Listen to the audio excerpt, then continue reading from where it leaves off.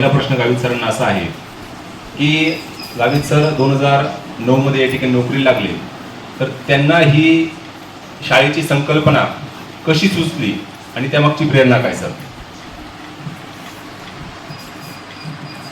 खरं म्हणजे 2009 ला रुजू झालो, परंतु संकल्पना सुचायला थोडा वेळ लागला. त्याच दिवशी किंवा तेव्हा त्या संकल्पनेतून नोकरीला लागलो किंवा तशी राबवायच्या मनात विचार नव्हता.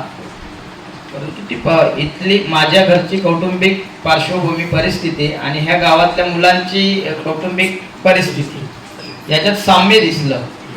त्याच्यामुळे या मुलांसाठी काहीतरी करावं त्या हेतूने मात्र शाळेच्या पहिल्या दिवशी चौथीच्या मुलांना, जो की आता माझा मुलगा इथं शिकवत होता, तो पहिलीला होता मी आलो तेव्हा, चौथीला काही विद्यार्थी होते, तर त्यांना त्यांच्या क्षमतेवर शिकवायला सुरुवात केली होती. मुलांनी जसा रिस्पॉन्स दिला त्यांच्या रिस्पॉन्सनुसार माझे विचार बदलत गेले. मध्यंतरी 5-7 वर्ष राज्यसेवेची तयारी केली. 2016ला MPSC सोडली, मेन्स दिल्या सगळ्या, आणि हे सर्व ज्ञान प्राप्त केलं थोडक्यात बऱ्यापैकी सामाजिक क्षेत्रातलं, आणि काही विषयांचं ज्ञान वाचनातून आलं. ऑर्गनायझेशन या संस्थेचे सन्माननीय अध्यक्ष रमेशजी अय्यर साहेब यांच्याशी जोडलो गेलो. ते मुलांना स्वेटर द्यायला आले होते आणि जोडल्यामुळे मग शाळेकडे गावाला एक रंग देणं, मुलांचं मग 365 दिवसाची संकल्पना आली. अपेक्षित काय होतं की मी MPSC करताना मला आलेल्या अडचणी, की माझा छोटा असताना मला काही गोष्टी येणं अपेक्षित होतं, तसं या विद्यार्थ्यांना भविष्यात होऊ नये म्हणून जास्तीचा वेळ वाटला मला, की 10 ते 5च्या ज्या आपल्या रेग्युलर वेळेमध्ये काही गोष्टी होणं शक्य नव्हतं. आणि मुलांच्या प्रेरणा, मुलांच्या याच्यामधून, गावकऱ्यांच्या याच्यामधून ती 365 दिवसाची संकल्पना सुचली आणि तेव्हापासून हे सर्व त्यांनी केलेलं आहे. मला काही येत नाही, तुम्ही जे काही 2 हाताने लेखन काही स्वतःला मला काही जमत नाही, मुलं करतात, त्यांना ते देण्याचं काम केलं जातं. फक्त प्रत्येकाचा IQ विचारात घेऊन शिकवलं जातं. आणि ह्या 2-3 गोष्टी, माझी कौटुंबिक पार्श्वभूमी, सामाजिक क्षेत्रातल्या व्यक्ती आणि मला मिळालेलं बऱ्यापैकी वाचनातून ज्ञान, याच्यातून हे गोष्टी करत गेल्या. म्हणजे खऱ्या अर्थाने 2016 पासून तुमची ही सुरुवात झाली? हो, 2016 क्षमता प्राप्त करायला 2014 चालू झालं. मुलांना लेखन, वाचन, गणन, 4 क्रिया, तर हे 2009 ते 14च्या काळामध्ये. खाली गावामध्ये एक वर्ग, शाळेची स्थापना 98 सालातली, आणि रस्ता झालेला आहे 2016ला. रस्ता आणि लाईट गावामध्ये 7 वर्षभर पायी प्रवास. जास्त पाऊस तर नदी ओलांडता येत नव्हती, म्हणजे 3 टेकड्या चढून वरती जायला लागायचं, असा प्रवास होता. आणि त्याच्यातूनच मग हे 2014 ते 16 त्या काळामध्ये अजून काही करता आलं तेवढं केलं, भौतिकतेकडे थोडंसं वळलो. आणि 2016ला जेव्हा MPSC सोडली तेव्हापासून पूर्ण वेळ शाळेला द्यायला लागला, तेव्हापासून बदललं. मग 2016 पासून 365 दिवसांची संकल्पना अस्तित्वात आली आणि तिथून खऱ्या अर्थाने मग तुम्ही त्या या संकल्पनेवर आधारित जी शाळा आहे किंवा मुक्त शाळा जी संकल्पना तुमच्या डोक्यात तिथून सुरू झाली? 2016 पासूनच झाली. तेव्हाच आपण मला वाटतं ज्ञानरचनावादी पद्धत 16-17च्या काळामध्ये आहे, आणि मुलांच्या ॲक्टिव्हिटीज वाढाव्यात, स्वतः सहभाग घ्यावा म्हणून मी त्या गावातल्या शाळेमध्ये अध्यापनाचं काम सुरू होतं. परंतु हे जे पेंटिंग्स वगैरे भौतिकतेकडे वळायला सुरुवात केली होती, आणि ते झालं पूर्णत्वास येण्याच्या मार्गावर असताना तेव्हा पलीकडे आमच्या ओझरगेट पेठातले एक शिक्षक बांधव गावाला आले. त्यांनी ते बघितलं. मग तेव्हा त्यात पेठातले विस्तार अधिकारी साहेब माननीय तुंगार साहेब होते. साहेबांना सांगितलं, साहेबांनी आपल्या तेव्हा आमचे PO साहेब, जे की आपल्याला आता EO साहेब आहेत, कनोज साहेब, त्यांनी भेट दिली 98 ते 2016-17 मध्ये. तोपर्यंत कोणी शाळेला भेट दिलेली नव्हती, पहिल्या व्यक्ती. आणि त्या मला वाटतं साहेब 3 तास हल्ले नाही जागेवरून. शनिवारचा दिवस होता, 8 वाजता आले, 11-11:30 पर्यंत निघालेच नाही. आणि मग त्यांनी साहेबांनी शाळेविषयीची माहिती पाहिजे. मी आजपर्यंत विषय माझा बाहेर निघत नाही, अपेक्षा पण नाही, परंतु साहेबांनी जेव्हा माहिती बाहेर काढली शाळेविषयीची, तेव्हा भेटी व्हायला सुरुवात झाल्या. मग बदलत गेलं. मग गावात आणि प्रत्येकाच्या घराची ओळख मुलींच्या नावाने 2012चा उपक्रम, नेम प्लेट. पण जेव्हा गाव रंगवलं, एक गाव एक कलर, वरती लाल कलर, हिरवा कलर, आणि प्रत्येकाच्या भिंतीवरती वेगवेगळे संदेश देणाऱ्या पेंटिंग्स काढल्या. ज्ञान रचनावादीला अनुसरून होतं ते. आणि गावाच्या समोर लाकडी कमान, आदिवासी पारंपरिक बांबूच्या वस्तू बनवल्या आणि मग मुलं समोर उभे राहून त्याची माहिती देऊन प्रत्येक घराजवळ प्रत्येक व्यसनमुक्तता, लोकसंख्या वाढ, शिक्षण, रोजगार याच्यावरती माहिती द्यायची. आणि पूर्ण गाव फिरले की मग शाळेमध्ये घुसून त्या ऍक्टिव्हिटीज व्हायच्या. ह्या सर्व तिथं ज्या काही मी केल्या होत्या अशा पद्धतीने उपक्रम राबवायला सुरुवात केली. तुम्हाला काही अपेक्षा नाही, यामुळेच तुमचं हे एवढं यश मला या ठिकाणी वाटतं दिसतं आहे. अपेक्षा नसल्यामुळेच कुठली. आणि पहिली बॅच तयार करताना तुम्हाला काय अडचण आहे? खरं म्हणजे 9 विद्यार्थी आणि त्याच्यामध्ये 5 रेग्युलर, 4-5 आई वडिलांसोबत कामात. ते थांबवता येत नव्हतं स्थलांतर, कारण 8 महिने हे आजही 8 महिने ते स्थलांतर बाहेरच करतात. आणि जे रेग्युलर विद्यार्थी होते त्यांच्या क्षमता व्यवस्थित, त्यांना सर्व गोष्टी येत होत्या. आणि मग त्यांचं कंपॅरिझन केलं, जे रेग्युलर विद्यार्थी आहेत आणि जे ॲबसेंट राहतात, पालकांना थोडं सांगितलं आणि नंतर पालकांमध्ये रुळायला सुरुवात केली जास्त. आणि तेव्हा त्यांच्या विचारामध्ये बदल व्हायला सुरुवात झाली. आणि जेव्हा बदल व्हायला सुरुवात झाली तेव्हा गोष्टी हळूहळू साध्य व्हायला लागल्या. प्रत्येक मुलाला 4थीचा मुलगा जरी असेल आणि त्याला वाचता येत नसेल तर त्याला मी मुळाक्षर शिकवणार आहे. मग ते घटक जे आहे दिवाळीनंतर तो अभ्यासक्रमाला सुरुवात करणार. तर त्याच्या आधी त्याच्या क्षमता मला प्राप्त करून घेणं गरजेचंच होतं आणि त्या क्षमता प्राप्त करत होतो मी. तर ते जे सुरुवातीचे विद्यार्थी आहेत ते तसेच होते सुरुवातीला, परंतु मी म्हटलं की 2014 साल उजाडलं मला ते सर्व गोष्टी करायला. आणि तेव्हापासून मात्र मग सातत्याने बदल होत गेला. म्हणजे खऱ्या अर्थाने तुम्ही आधी पालकांची मानसिकता बदलली आणि मग विद्यार्थ्यांची त्या ठिकाणी सुरुवात झाली. पालकांची अशी की पालक हे 4थी 5वी किंवा शाळेत न जाणारे पालक होते. कुणी हे गाव जिथं रस्ता नाही, 2016लाच रस्ता झाला, त्या ठिकाणी बाजारपेठेशी आता संपर्क नव्हता, काही नव्हता, कारण मी स्वतः तसं फेस केलेलं आहे. तर यांना हे गाव याच्यासाठी फेमस होतं ह्या परिसरामध्ये की हिवाळी गाव हा ते माझ्याच लोकांचं गाव, माजरांचं गाव असंच म्हटलं जायचं. कारण तशी परिस्थिती तिथं त्यांचा काही जगाशी संबंधच नव्हता मुळामध्ये. आणि ते हळूहळू बदलायला सुरुवात केली. तिथं मुळात एका व्यक्तीच्या मालकीवरती ते घरं वसलेले आहेत. तिथं त्यांची जमीन होती, घरं बांधलं, दुसऱ्यांची एक जमीन होती, त्यांनी घर बांधलं. आणि नंतर मग बाजूचे लोक येऊन त्यांना जमीन नाही, बाकीच्या लोकांना एक 3-4 कुटुंब सोडले तर. आणि मग त्यांनी ते गाव वसवलं. मग शाळेसाठी जमीन त्यांनी एका व्यक्तीने दिली, शेजारी गार्डनला एका व्यक्तीने दिली. मग हे त्यांच्या सहकार्यातून तयार व्हायला सुरुवात झाली. कोविड काळ लागला. कोविड काळामध्ये इकडे आलो, झोपडीमध्ये बसलो 4 वर्ष. आणि मग मागणी केली की आम्हाला जागा मिळेल का. त्या व्यक्तीने 1.5 एकरातून 1 एकर जमीन दान दिली. काही इन्कम काही नाही, त्यांना कामालाच जातात ते, पण हवं तिथं करतोय. आता या फॉरेस्टला करत होते. आता मी 1.5 एकरला औषधी वनस्पतीचा प्लॉट लावले, पूर्ण औषधी वनस्पती. आता इथं मी वरती झोपड्या ठेवेल. मग अशी सांगितलं तुम्ही, माझं अजून स्वप्न पूर्ण झालेलं नाही. अजून काय झालं, नवीन जागा बदलत गेलो, परत ते तयार करायची वेळ आली. आणि एका ठिकाणी बसून आता तिथं जेव्हा होतो ते 8 वर्ष रचनाच बदलली होती शाळेची.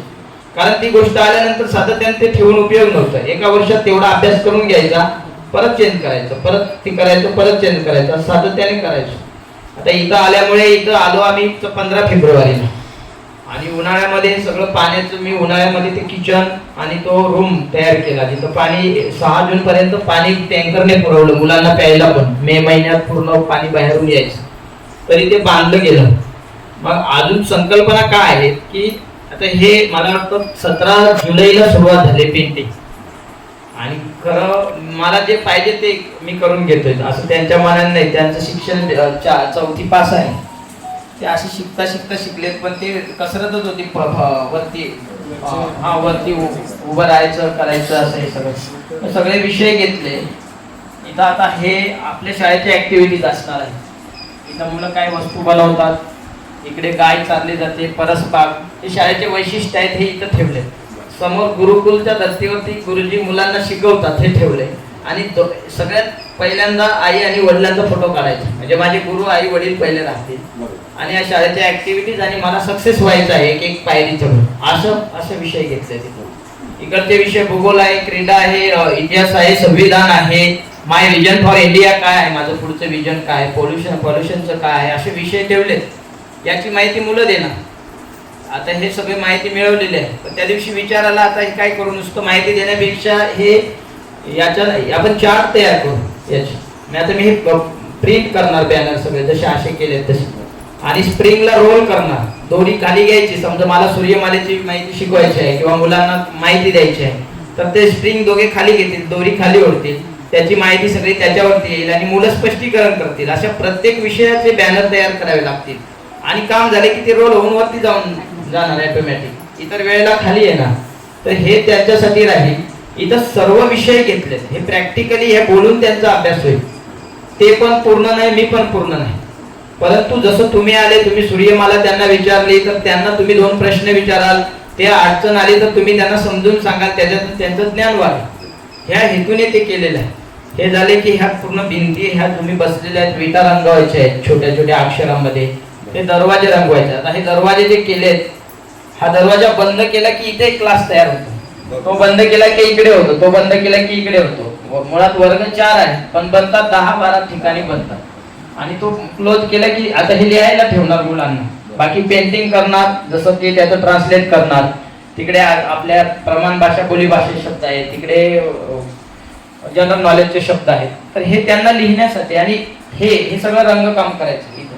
इथं पण प्रत्येक विषय राहणार ऍक्टिव्हिटीजचे, म्हणजे प्रॅक्टिकली करणार, म्हणून काम अपूर्ण आहे. आता हे झाले की परसबाग सॉरी एंट्री कशी राहील मी तुम्हाला थोडक्यात सांगतोय. तुम्ही यानंतर 2 महिन्यांनी कसं होईल, ही झोपडी जी आहे याच्यातून आम्ही इतका जीव आहे की निघणं अशक्य होतं. ती झोपडी जरी आहे तरी इथं तो आनंद वेगळा होता आम्हाला. मग ते जिवंत ठेवायचं आहे. मग कशा स्वरूपात, तर तो विचार आला की इथं आपण आता आदिवासी ट्रायबल म्युझियम बनवू. त्याच्या वस्तू मी सर्व बनवून ठेवलेल्या आहेत, बांबूच्या वस्तू, काय खाते काय सगळं तयार केलंय. आणि बॅनर तयार करायचं काम सुरू आहे, वारली पेंटिंगचे. साईडला सगळे बॅनर लावणार आणि वरती गवत, आणि ते जिवंत राहील. मुलं त्याच्यामध्ये गेल्यावरती ट्रायबलशी कनेक्टेड सगळं माहिती सांगतील.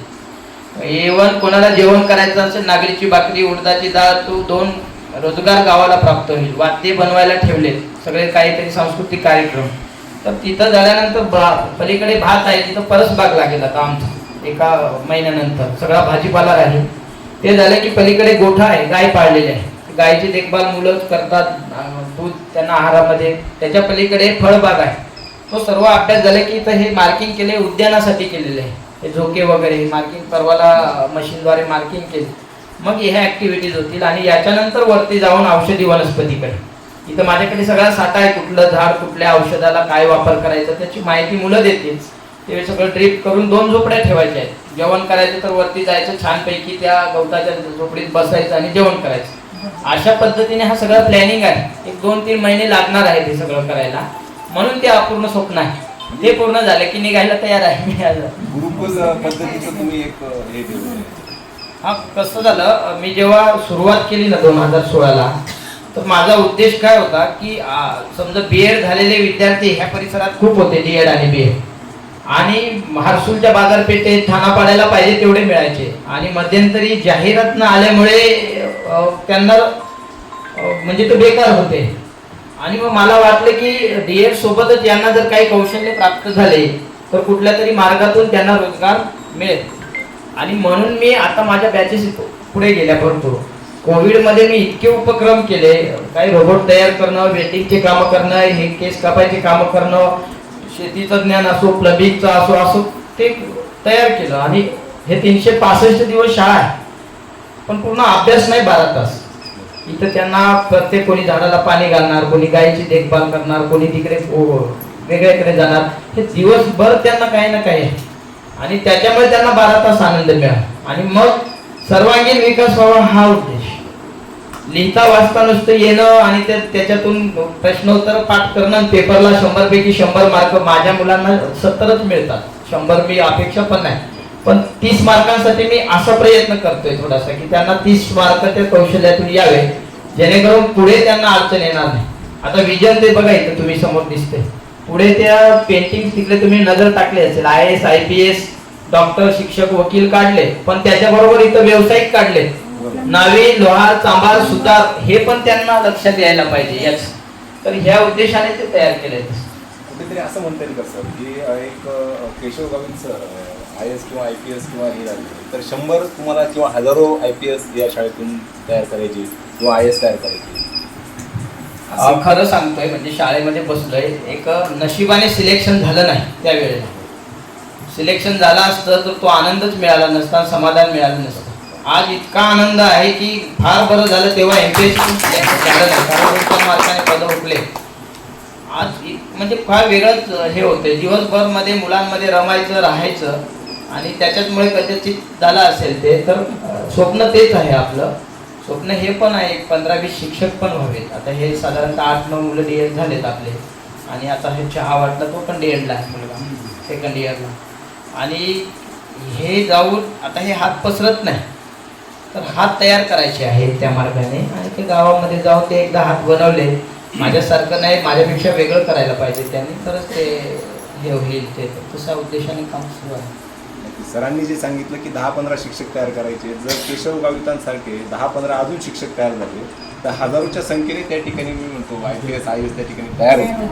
आणि खऱ्या अर्थाने सर या बाबतीत तुम्हाला कौटुंबिक अडचणी काय आल्या किंवा साथ काय मिळाली म्हणजे तो एक विषय थोडासा.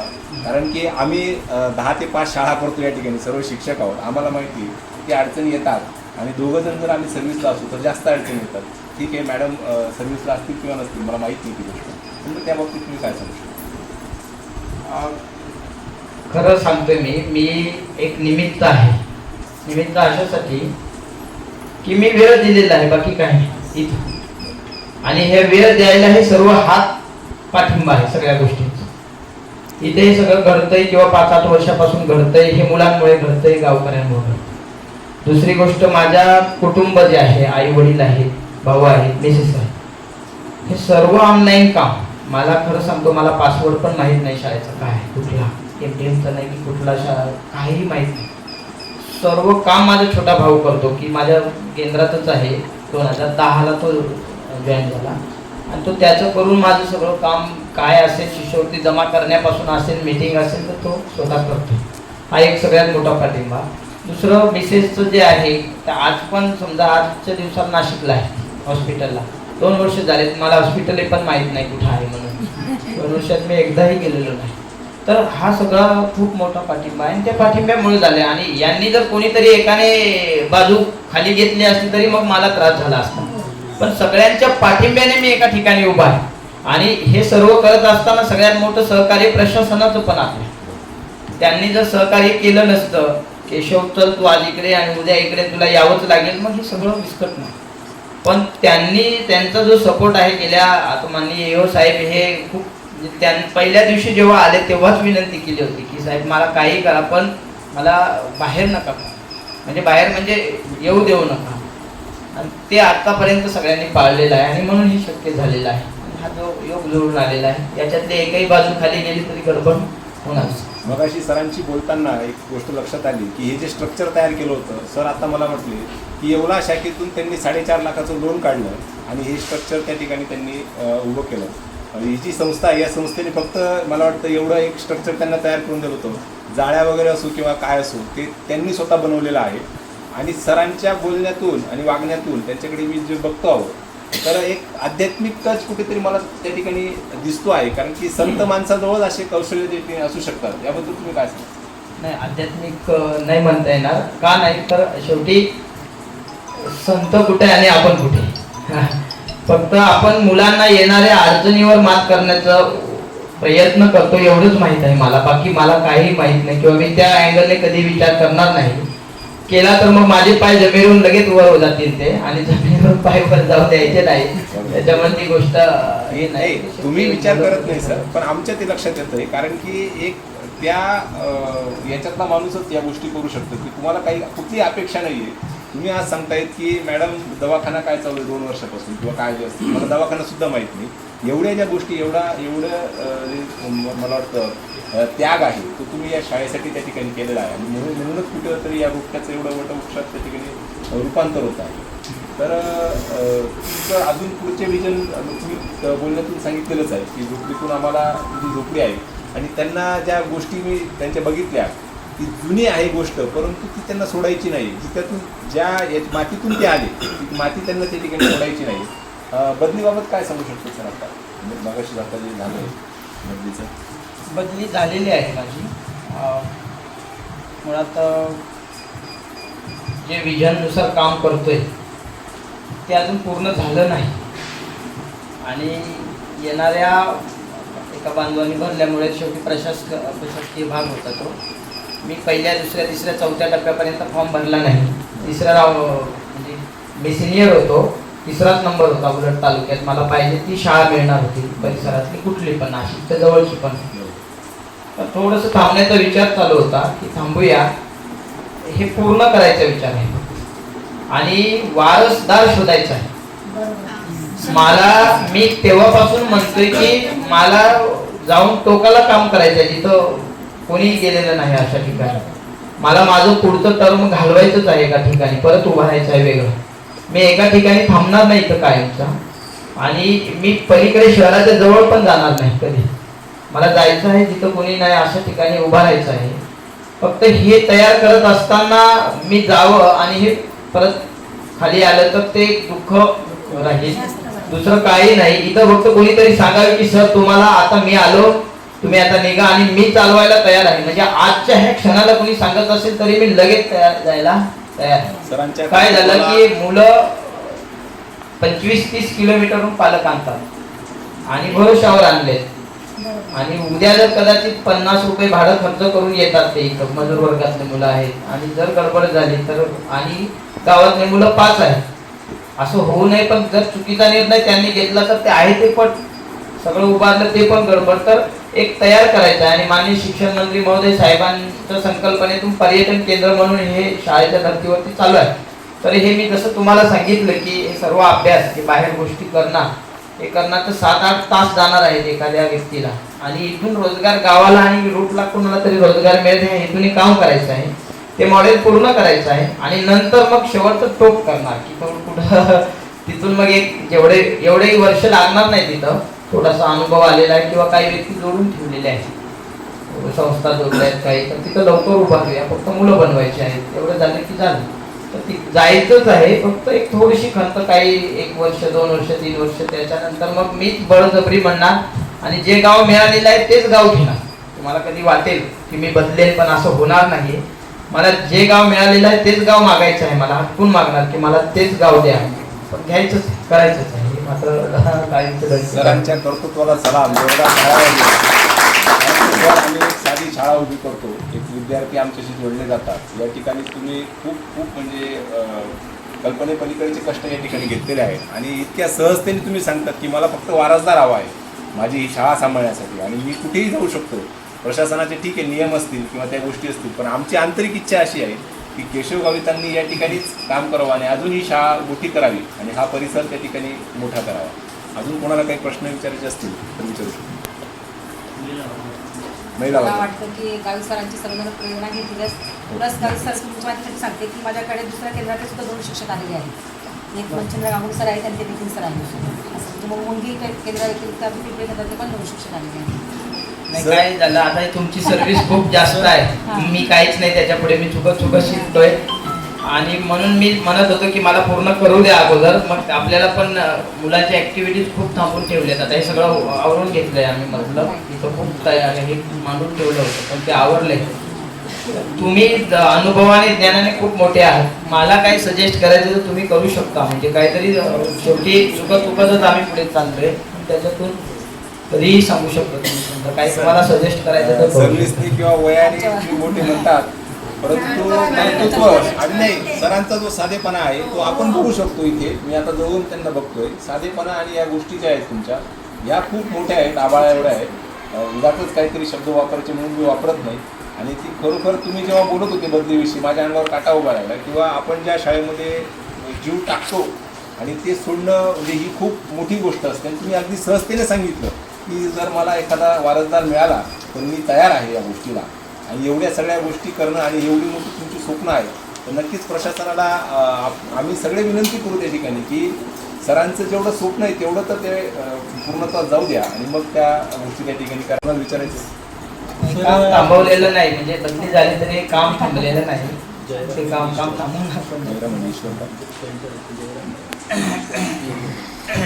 या ठिकाणी पेंटर आहेत जयराम दादा आणि ईश्वर सर त्यांचं बीएड झालेलं आहे. तर काय नाही त्याच वेळी तेच म्हणणार होतो की केंद्र जर शासनाला जर रिक्वेस्ट केली, माझं ध्येय पूर्ण झालेलं नाहीये, माझी पद्धती थांबवता येईल का? ध्येय पूर्ण झालेलं नाहीये, ध्येय पूर्ण करण्यासाठी जर मला सवलत दिली तर फरक पडू शकतो. म्हणून त्याच्यासाठी आपल्या तालुका लेवलच्या म्हणा का जिल्हा लेवलचे पदाधिकारी ते सुद्धा रिक्वेस्ट करू शकते. सरांचं सर आपण त्यांचं म्हणजे मी सॉरी बाबतीत त्यांचं जेवढं व्यक्तिमत्व मी बघितलं किंवा मी आल्यापासून त्यांना बघत होतो, त्यांचे विचार आपण ऐकले, तर त्यांच्या तत्वात मला वाटतं ते काही बसत नाही. काय वाटतं तुम्हाला?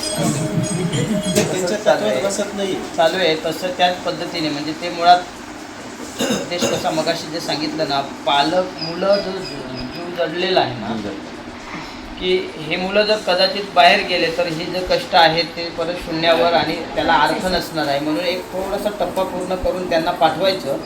आणि तिकडचे पण मुलं वाट बघतात समजा, त्यांना पण गरज आहे, त्याच्यामुळे तिथं जायचंच आहे. फक्त हे अपूर्ण ठेवून तिकडे करायला गेलं ना तर मग तेवढंच वाटतंय. थोड्याशा काळासाठी थांबायचं आहे. मुलांना इथं पण गरज आहे तिथं पण गरज आहे. असं खूप लांब आहे, तिथून 25 किलोमीटर डोंगर दऱ्या काय हे काहीच नाही त्याच्यापुढे. आणि ती कोणीच घेतली नाही, तीच आहे, एकच राहिली होती आणि ती कोणीही घेतली नाही. दिवाळी काहीच नाही त्याच्या पुढे. अशा ठिकाणी आहे ते. पलीकडे पालघर, इकडे नाशिक मध्ये नदी आहे. असं लोकांना म्हणजे ते पण एक चॅलेंज आहे. घ्यायचंच आहे, करायचंच आहे ते. असं नाही फक्त हे थोडंसं पूर्ण त्यांनी करून. challenge केलं. आता मला ते म्हणत होते मागे, सर काय करू, पेंटिंग त्यांनी ऐकलं होतं ना बदलीचं. म्हटलं थांबू नका, मी ज्या क्षणापर्यंत आहे त्या क्षणापर्यंत ते चालूच ठेवायचं.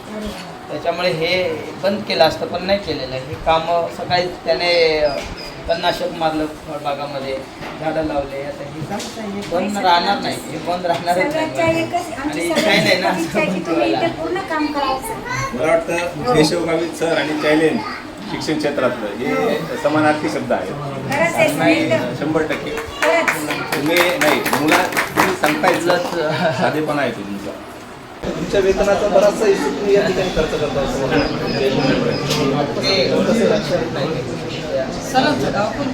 अनलिमिटेड 5 रुपये, 5,000 रुपये, 10,000 रुपये, 15,000 रुपये. घरी कसं आहे का? भाऊ आहे ना, हे सगळं कुटुंब आमचं सगळं आम्ही सांभाळायला एकत्र भाऊ. फॅमिली आहे. सर गाव कोणतं तुमचं? माझं ठाणापाडा गाव, हळदीपाडा म्हणून त्याच्या बाजूला गाव आहे माझं. म्हणजे मग सर एक या प्रकारे म्हणता येऊ शकतो की या शाळा संन्यास आहे एक प्रकारचा. शाळेसाठी ओढून हा काय झालंय आता, ती इच्छा कशी झालेली आहे मलाही कळत नाही. कधी कधी शिव्या पण खाव्या लागतात, भाजी नसली घरी तर. पण इथं दररोज भाजी आणावी लागते आणि जे सुचलं ना तर मग त्या क्षणाला फोन करून किंवा गाडी घेऊन आणायचं, म्हणजे त्याच दिवशी आणायचं. पण मग कधी कधी भाजी नसली का घरी मग तो उलटा असतं. पण इथं एकही दिवस त्यांना भाजी दिली नाही असं होणार नाही. तुम्ही बघितलं नसेल, वांगी बटाटे आता होते, भाजी वरण वांगी बटाटे, संध्याकाळचं वेगळं, सकाळचं वेगळं. पण कसं आहे, तो जीवच तो मुलांमध्ये ते आता ते सांगता नाही येणार. ते हे मुलं जे आहेत ना, हे रिकाम्या हाताने बाहेर जातात, रिकाम्या हाताने येतात. हे पाटी दप्तर आणत नाही, यांना घेऊ दिलं जात नाही, विकत काही नाही. आता बघा उचलल्या पाट्या ते तिथं जाऊ राहिले. ते कॅरेटमध्ये कोणी कोणाचं पण असं नाही काही माझी पाटी आहे की माझं काय आहे. जायचं आणि उचलायचं तिथं अभ्यास. पेन्सिल घ्यायची, पेन्सिल काय लागेल, वह्या ठेवलेल्या आहेत कॅरेटमध्ये, त्या वह्या कोणी कोणाच्याही घ्यायच्या आणि अभ्यास करायचा. काही विकत नाही आणायचं. यांना गणवेश, यांना 365 दिवस खाऊ, यांना सगळं दप्तर, स्टेशनरी. तुम्ही किचनमध्ये गेले ना, किचनमध्ये साहित्य आहे. ह्या हिवाळीमुळे काय झालं, इकडच्या आता 177 शाळा घेतलेल्या आहेत. गिव संस्थेद्वारे सर्व साहित्य आता आम्ही सगळे बॉक्स वाहिले, तिथं आणले, सॉर्टिंग केलं आणि डिस्ट्रीब्यूट केलं त्यांच्याद्वारे. आता स्पोर्ट ड्रेस देतोय आता 5-7 दिवसात सर्व मुलांना. थंडी आली की हे देणार, स्वेटर देणार. आता पालकांना गम बूट आणि ते प्लॅस्टिक वाटलं. तर ह्याच्यामुळे काय झालं, ह्या परिसरातल्या एक बॉर्डरपर्यंत सर्व शाळांना फायदा झाला आणि तो करून घेतला. त्यांना जगडून ठेवलं, कारण शिक्षणाशिवाय काही नाही. थोडासा त्रास होतो परंतु त्या त्रासाला हे नाही, सर्व गोष्टी इथं करून घेतो वेळ जसा मिळतो तसा. आणि सर्व मुलांना जवळपास 1400-1500 रुपयाचे साहित्य एका विद्यार्थ्याला प्रत्येक शाळेतल्या मिळते. विकत घ्यायची गरज पडत नाही. आणि त्याच्यामुळे मग शिक्षण म्हणजे 20 रुपयाची वही मागितली तर 20 दिवस लागणार त्यांना. तसं नाही, तिथं सगळं तुमची पुरवले जातात. सायंकाळचं जे जेवण आहे त्याला जीव संस्था जर म्हणतात. हा, जीव संस्था 2016-17 मी वैयक्तिक दिलं होतं जेव्हा 365 दिवस शाळा केली. मग त्यांना विनंती केली, का केली तर मुलं स्थलांतर करत होती पालकांसोबत आणि ते स्थलांतर थांबावं आणि रविवारी पण येणार किंवा इतर वेळेला 12 तास बसणार आणि आपला पोषण आहार फक्त एका आणि तो शाळेच्या दिवशी 300 जे काही ग्रॅम आहे ते ठरलेलं होतं. आणि म्हणून विनंती केली, जबाबदारी म्हटलं मी घेतो जबाबदारी सगळं. आणि तेव्हापासून सर्व गोष्टी काय किराणा भरणं काय सगळ्याच गोष्टी इथं केल्या जातात. ते मानधन त्यांना दिलं जातं, ताई जे आहेत ते त्यांना. आणि या मुलं 2-3 वेळेचा आता संध्याकाळी नाश्ता राहील परत आणि सकाळचं जेवण, दुपारचं, संध्याकाळी 6:30ला नाश्ता आणि ज्याला भूक लागली ते रात्री घरी जाऊन परत जेवणार. असे 3-4 वेळेस त्यांचं जेवण होतं दिवसभरामध्ये वर्ष. आणि किती म्हणजे असं नाही कोणी किती यायचं, किती पटीने 100 या 150 या 200 या. कोविडच्या आधी आम्ही 4 गावं घेतले होते हे सगळे. इथं स्वयंपाक बनवायचो आणि उरलेल्या गावामध्ये 5 वाजता गाडी डबा भरायचो आणि त्या पण मुलांना द्यायची. पण कोविड लागला, कोणी कोणाच्या गावात यायचं नाही, नियम आले, मग तिथून ते बंद केलं. तेव्हापासून मग कायम ते इथंच ठेवलं. मग असं केलं तेव्हा हे सर्व मुलांना पण आहार इथूनच पुरवला जायचा.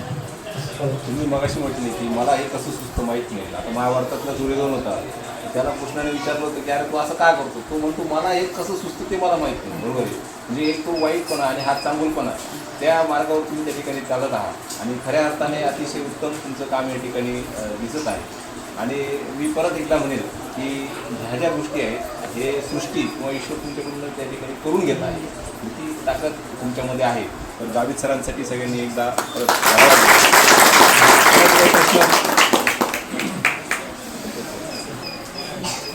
प्लस पॉईंट सांगतो मी तुम्हाला.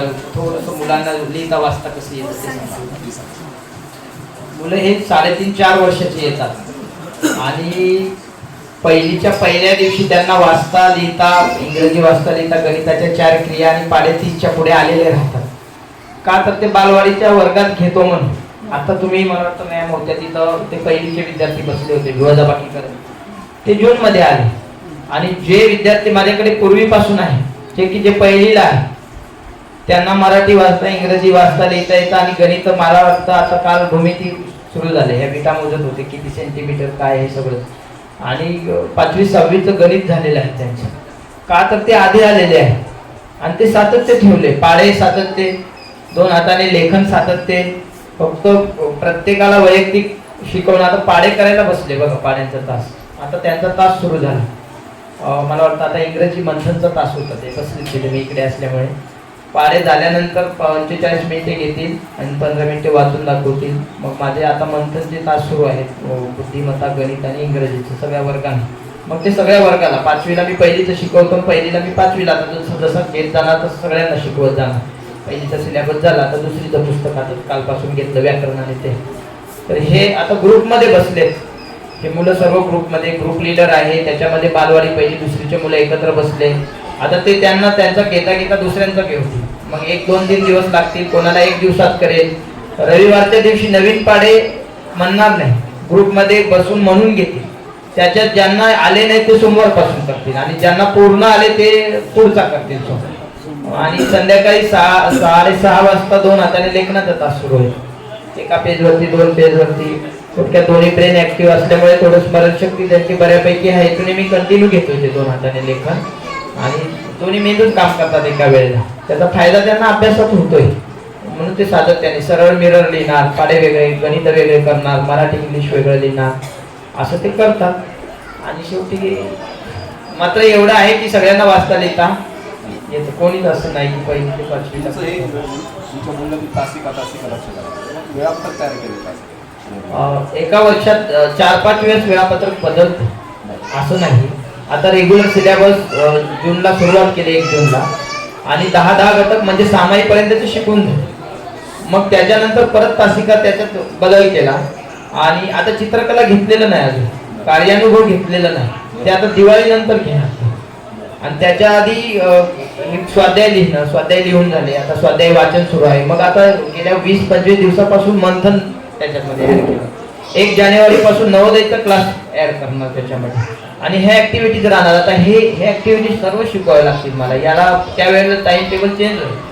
हे असणार ते असणार, रेग्युलर अभ्यासक्रम केलाच जातो. त्याच्या व्यतिरिक्तच्या ह्या गोष्टी एक एक एक एक घेतल्या जातात. म्हणून ते सातत्याने बदलत राहतात आणि एकदा सांगितलं की ते कंटिन्यू जोपर्यंत मी सांगणार ना तोपर्यंत चालूच राहतात आणि मग नंतर बदल करणार.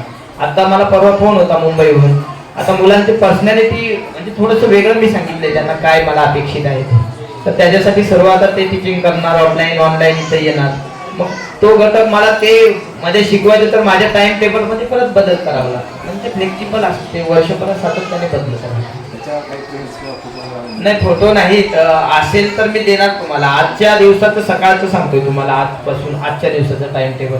सकाळी मुलं येणार 8:30 वाजता, ही सर्व सफाई होणार. हे सर्व झाडलं जातं 4 वेळेला. आता आपण असल्यामुळे त्यांनी झाडलं नाही. जेवण करण्याच्या आधी झाडणार, सकाळी झाडणार, आता झाडणार, नाश्त्याला झाडणार आणि संध्याकाळी रात्री परत 9 वाजता झाडणार. तर हे सर्व का मगाशी सांगितल्या पद्धतीने तो सर्वांगीण विकास व्हावा म्हणून हे त्यांना झाडायला स्वयंपाक बनवला जातो. पण वाढायला मुलं वाढतात, ताटं मुलं धुतात. त्याच्यानंतर आता हे वरचा जो भाग ठेवलेला आहे हा सारवलेला आहे. आता मला फरशा टाकता आल्या असत्या, मी एवढा खर्च केला हे कॉमन होतं माझ्यासाठी. पण त्यांना ते सारवता आलंच पाहिजे. तिकडे झोपडीमध्ये आम्ही सारवत होतो, इथं हे 12 तास मुलं बसतात आणि 12 तास बसल्यानंतर घरी त्यांना सारवायचं. कधी आई वडील काम देणार, कधी स्वयंपाकाचं देणार, कधी गाय बैल चारायला देणार. तर इथं बैल चारायला, इथं गाय चारायला लावली जाईल, हे सारवलं लावलं. तिथं स्वयंपाक मुली बनवतील. त्याच्यानंतर त्यांना कुत्रे पाळलेत, कबुतर पाळलेत. हे घरचं उलट घरी त्यांना कोणी आळस करेल, पण इथं एका संस्काराखाली 12 तास बरोबर करतात आणि त्यांना त्या गोष्टी याव्यात आणि त्याच्यामुळे हे हटकून तयार केलेलं आहे.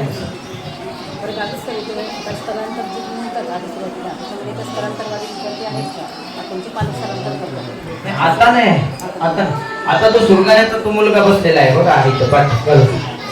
हा सुरगाण्याहून दुसरीला आला, पहिली झाली एप्रिल मध्ये आला. आता तुम्ही कोणीतरी जाऊन बघावं त्याचा पाडा किती आहे. आणि त्याची आई इथं रूम घेऊन राहते, काही इन्कम नाही त्यांना. वडील काय किराणा, त्यांना आपण किराणा देतो महिन्यात. हा शिक्षण त्यांना महिन्याभराचा किराणा मी देतो त्यांना, तिथे काय असेल जेवढं. आणि इथं शिकतायत. तर तो आता तो नवोदयसाठी तयार आहे, तो 3रीला आहे. 1 तारखेपासून त्याचा नवोदय क्लास माझा सुरू होईल मुलाचा. तर हे मुलं बाहेरून येतात, स्थलांतर हा विषय नाही. आता गावात 5 मुलं आहेत आणि सर्व मुलं आजूबाजूला शिकायला येतात. केशव गावितांचा तो आमच्यामध्ये येईल याबाबतीत काय सांगा, म्हणजे एक आम्हाला काय सूचना तुम्ही किंवा मार्गदर्शन काय, तर तुम्हाला जे समजलेलं आहे एवढ्या वर्षात 2009 पासून 2025 आहे, जर गेल्या 16 वर्षापासून तुम्ही काम करताय, तर एक शिक्षक म्हणून काय करायला हवं, तुमचा एक मत व्यक्त करा आमच्यासाठी. हाच प्रश्नाचं उत्तर कठीण वाटतं, बाकी मी सगळे देतो.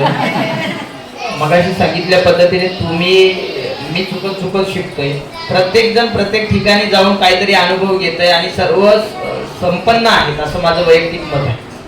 सर्वांना सगळ्याच गोष्टी येतात. मी काय इथं केलं की मी वेळ दिलेला आहे आणि इथं ज्या काही प्रशासकीय बाबी आहेत की इथं हजेरी भरणं किंवा काय करणं, या गोष्टी मी कधीही केल्या नाही. इथं जागेवर बसून इथं येऊन फक्त मुलांना शिकवणं, याच्या व्यतिरिक्त माझ्याकडे 5 मिनिटे पण वेळ भेटणार नाही. मी कधीतरी 5 मिनिटे बसलो आणि कोणाशी गप्पा मारले हा माझ्याकडे नाही. सातत्य ठेवलंय आणि सराव ठेवलेला आहे. 2 शब्द घेऊन जायचे, बाकी काही घेऊन जायचं नाही. सातत्य आणि सराव, बाकी काहीच अडचण नाही. सगळं वेळ देऊ शकतो तोच हे करू शकतो. आणि माझी विनंती राहील तुम्ही 10 ते 5 करा. आता हा माझा वैयक्तिक प्रश्न, हे 12 तास बरं 365 कोणाला कोणी करू पण नाही. हा माझं आणि मुलांचं नातं, मला काय द्यायचं हे माझ्या थोडंसं डोक्यात असल्यामुळे मी ते करतोय.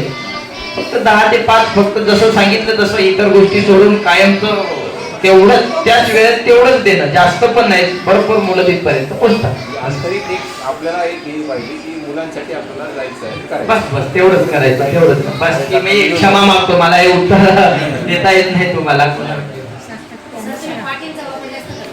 हा मॅम, काय झालंय इथं जुनी आणि नवीन पद्धतीने शिकवतोय. जुनी पद्धत सोडली नाही आणि नवीन पद्धत टाळली नाही. जुन्या पाटी कंपल्सरी असणार. त्यांना मराठी वाचता लिहिता येण्यासाठी अंकलिपीवरच शिकवणार. पुस्तकाला हात लावत नाही, पहिलीच्या पुस्तकाला. जोपर्यंत ते शब्द शिकणार नाही तोपर्यंत, आणि नंतर मग 5वी 7वी 8वी कोणतंही पुस्तक ते वाचतात. आणि पहिलीला येण्याच्या आधी त्या गोष्टी घेतल्या जातात. पहिलीला आल्यानंतर त्यांचं पाठ्यपुस्तक दिलं जातं, तिथून त्यांची सुरुवात होते जे काही. आणि पाटी ही कंपल्सरी आहे. 5वीचा विद्यार्थी असून 10वीचे विद्यार्थी असून पाटी सोडलेली नाही. पाटी आणि ते लिहितात. माझ्याच गुरुजींनी मला शिकवलं होतं समजा पाटीवरती, आणि त्याच्यामुळे ती पाटी तर तुम्ही बघा सगळ्यांकडे पाटी आहे. आणि वही, आता वही घेऊन संपण्यापेक्षा पाटी सातत्याने किती वेळ वापरता येतं, पुसता येतं, आणि सराव पण होतो तितकाच त्यांचा मुलांचा. वह्या आहेत त्यांच्या, त्या त्या तासालाच वह्या काढणार, इतर वेळेला काढणार नाही. किंवा त्यांना ABCD कधीही वहीवरती गिरवायला लावले नाही, जसं आपण शहरात काहीतरी करतोय समजा, हे नाही. त्यांना सगळं आधी पाटीत घेणार, पाटीवरती सगळं लिहिता आल्यानंतरच्या दिवशी त्यांना वही देणार, तोपर्यंत वही देणार नाही. सर मला एक विचारायचं होतं, आता मुलांचे संविधानाचे एवढे कलम पाठ आहेत किंवा पाढे मला वाटतं 1000च्या पुढे पण पाठ आहेत. तो मी तुमचा एक व्हिडिओ पाहिला होता, त्याच्यात तुमच्या मुलीला काहीतरी तुम्ही राजधान्या वगैरे काहीतरी जोडी झोका देताना काहीतरी शिकवत होते. मग हे पाठांतरावर भर दिला की ते स्वतः तयार करून त्यांनी कसं लक्षात कसं ठेवतात? आपल्या 12 तासातल्या ज्या तासिका आहेत त्याच्यामधल्या 3 तासिका पाठांतराच्या आहेत 12 तासामध्ये. बाकी म्हणजे त्याच्यात एक पाढे पाठांतर, दुसरं राज्यघटनेचे कलम पाठांतर, आणि तिसरं स्पेलिंग पाठांतर. ह्या 3 तासिका पाठांतराच्याच आहेत, दुसरा मार्ग नाही. स्पेलिंग बंद केलं होतं, पण त्याला सराउंडिंग असं पाहिजे की सतत कानावर शब्द इंग्लिश आले पाहिजे तरच त्यांना. मग ते सोडलं काही करून मार्ग पाठांतर करावंच लागेल हा काढला. दुसरं पाढे आहेत, पाढे बनवता येतात 1000 1200 1300, परंतु पाठ झाले ना, आता ते गणिताच्या तासाला जेव्हा बसतात तर त्या उदाहरण लिहिले की पटकन दाखवतात, तर ते पाठ झाल्यामुळे. आणि संविधान जे आहे आता त्याच्यातला अर्थ त्यांना समजत नाही, सध्या छोटे आहे. माझ्या बॅचेस गेल्या त्यांना मी शिकवलो. आता ते छोट्या मुलांना मी तो तिकडे एक रूम पूर्ण संविधानाचा बनवलेला आहे, वर चित्र. आता त्याची माहिती देणार, समोर आर्टिकल साठी फळा आहे, नवीन संसद भवन बाजूला काढणार. तर उद्देश कुठला होता की आता तसं मी MPSC माझा BA पॉलिटिक्स मध्ये झालं होतं, सगळं संविधान यायचं, पेपरला गेलो की जोड्यामध्ये चुकून जायचं. आणि त्याच्यामुळे मला वाटलं की हे करायला लागेल आपल्याला, महत्वाचं आहे. आणि मी जेव्हा वाचन सुरू केलं तेव्हा मला आवश्यकता वाटली की भारताचं संविधान मुलांना यायला पाहिजे. देशाचे एक सक्षम नागरिक बनायचं असेल तर संविधानाची ओळख व्हा. पुस्तकाच्या फ्रंटला पाहिजे तो ते 2 धडे तर सगळ्यात शेवटी टाकलेले आहेत नागरिक शास्त्राचे. ती सगळ्यात मोठी चुकी आहे. ते 2 चॅप्टर सगळ्यात आधी टाकून, ज्या वेळेला मला उद्या देशाचं नागरिक व्हायचं असेल तर मी काय चांगलं करावं की वाईट करावं हे जोपर्यंत कळणार नाही तोपर्यंत शिक्षणाला अर्थ नाही. आणि म्हणून मी ते संविधान आर्टिकल्स घेतले. आता दिवाळीनंतर त्यांना प्रत्येक आर्टिकलचं त्यांना समजून सांगणार. आणि आतापासून थोडं समजलं ना तर त्यांचं काम. दुसरी गोष्ट, MPSC किंवा स्पर्धा परीक्षा करताना त्यांना भविष्यात फायदा होईल. मुलीला 145 संविधानाचे आर्टिकल झाले. माझा उद्देशच आहे 1.5 वर्षाचा ते स्पेशल तासिका नसते, रस्त्याने येताना जाताना शिकवलंय बाईकवरती. पाडे हे ती संख्या वाचल्या, हे गाडीवरती शिकवल्या. इथं सुरू झालं की पायरीपर्यंत घराच्या तिकडून झालं. मग कोणी 4 व्हीलर आले की अजिबात नाही, माझं बरं आहे, कारण मग तिकडे की 1 दिवस वाया जातो. आणि त्याच्यामुळे गाडीवरती सगळं. ती 2 वर्षाची होती तेव्हा तिला मी घेऊन आलो. चालता बोलता यायला लागलं होतं. 7 महिने खेळली. आणि नंतर मग जे झोळीमध्ये तिला देशाच्या सगळ्या राजधान्या शिकवल्या, त्या जगात जेवढ्या आहेत तेवढ्या. आणि 3 वर्षाची झाली तेव्हा तिला मराठी वाचता यायला लागलं होतं. 3 वर्षाच्या 4थ्या वर्षी इंग्रजी वाचता यायला लागलं. पण ना मी जाणीव करून दिली असती ना की माझी मुलगी आहे किंवा लाड केले असते ना, हे मुलं सारखे. आणि म्हणून ती शिकली नाही. स्वतःचं मूल किती आदळआपट केले असते तरी किंवा घरी शिकवायला बसला असतं तर शिकलीच नसती 100%. पण तिला बाहेरचं विश्व कळालं नाही. मोठी झाल्यानंतर ती ह्याच वातावरणात आली आणि त्याच्यामुळे सगळ्यांच्या याच्यामध्ये ती वावरून गेली. लाड असतील तर घरी असतील, पण इथं सर्वांना सारखं, तुला पण लाड यांना पण लाड, असं ह्या पद्धतीने केला. सर तुम्हाला असं नाही वाटत का नागरिकशास्त्राच्या धड्यांमध्ये याच्याबद्दल बोललो की आधी पाहिजे होते, अभ्यासक्रम बनवण्याच्या बाबतीत जर तुमच्यासारखे तिथे गेले तर अजून अधिकचा फायदा सगळ्या शिक्षकांना मिळेल, सगळ्या विद्यार्थ्यांना त्या ठिकाणी मिळेल. म्हणूनच मगाशी सांगितलं की मला माझं मॉडेल पूर्ण करू दे. माझं मॉडेल पूर्ण केल्यानंतर मुलं जेव्हा सक्सेस होतील ना त्यावेळेला मला डेमो पण दाखवायला मिळेल. मी अर्ध काम करून मी तिथं सांगू शकत नाही की असं करा आणि असं, तर ते थोडंसं पूर्ण होऊ द्या, मग आपण नक्कीच भविष्यामध्ये त्या पद्धतीने म्हणजे सरांच्या डोक्यामध्ये ब्ल्यू प्रिंट पूर्ण आहे त्या मार्गाची, Ready त्यांना आहे. काय काय करायचे रेडी आहे आणि त्या मार्गावर काय करायचं चालणार नाही. मला अजून काही विचारायचं. चालेल सर, धन्यवाद.